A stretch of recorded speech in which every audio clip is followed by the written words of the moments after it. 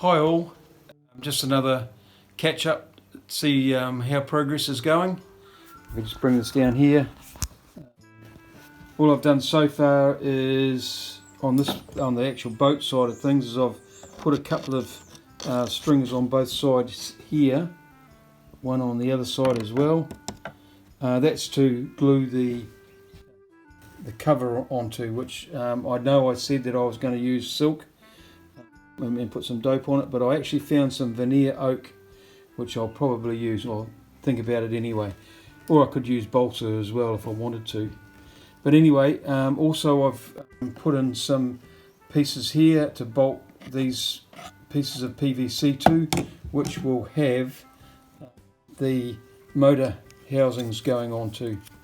They'll fit on here like that, and I'll show you those in more detail in a sec.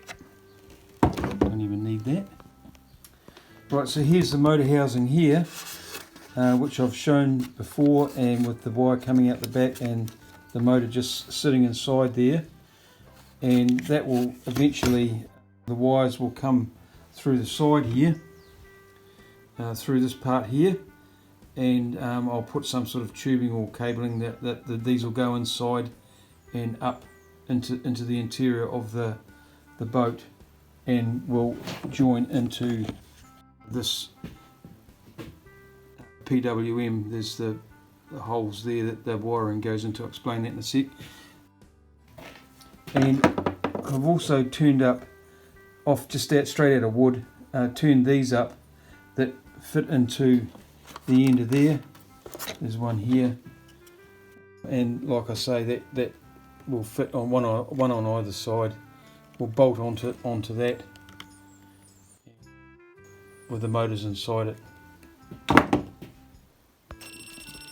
Right, just going to show you a little bit about the radio gear now, and I'm really sorry about that infernal beeping. I don't know why it's doing that. Perhaps someone can put something up for me. It must be a bit of noise from something else, but anyway, I haven't researched it properly yet. So this is the PWM that I bought for very little money. You can use an electronic speed controller, and I think there's one that I could have got that will fit this, but it was quite expensive and I wasn't entirely sure that I had the knowledge for that one, so I just elected to go with stuff that I had. So here's the PMW, and I've just made up a aluminium bracket there which is screwed through and then glued to the side of the servo. Now this servo only works through 180 degrees, so, and this PMW works through 360, so that way, by having a smaller gear on the top of it, I can get it to turn through the whole, travel through the whole speed range from off where that is now to right round to the other side, which is full speed. So, and on the top there is where the all the wires go from the battery. It'll have a separate battery system to what the servos do. So, and that's where they go in there. I'm going to have two of them, like this. They'll fit inside those two holes down there. I'll get another one, and they have a separate charging plug there, and that end there just plugs into the actual PMW. So yeah, pretty simple stuff. So the PMW will fit into here, that way round, and probably just sit a little bit back from the wall there, so I can put a bolt through here from underneath that will squeeze down the top portion to keep it all airtight and watertight and stuff. So, and I can show you how that works. We'll just bring that back out of there again, turn that round a bit. You can see the blue thing there. You can just hear the little click as it switches on and goes right round. Pretty cool, really. That should work. Right, and the only other thing I've done, the rudder there, of course I've shown that before, and that's all working good still, is this part here is the line release. So, and I've actually had to buy a smaller micro servo here to get that down low enough, because I've had to have the other end of it up quite high.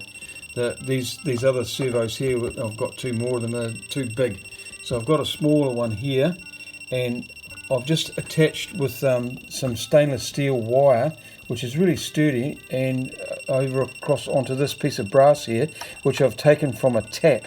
And you can see there, this is the bottom part where the washer goes on, and you put a little nut to hold the washer on inside a tap.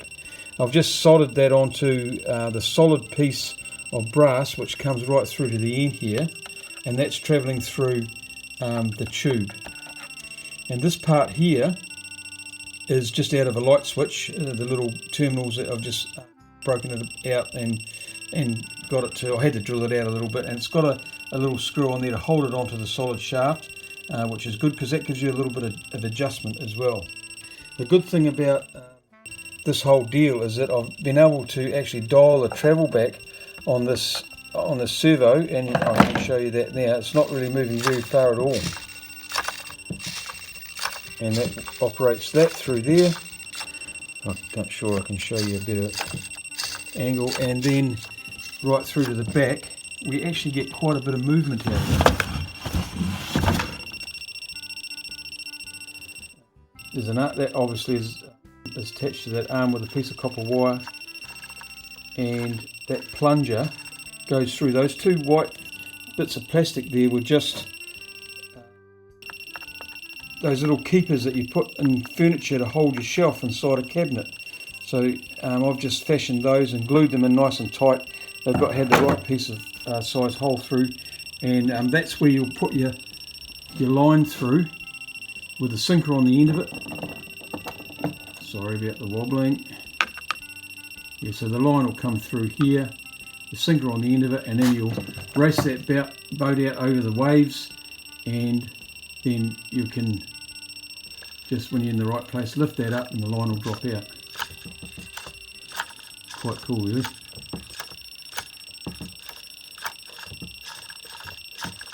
Right up to there. Yeah, cool.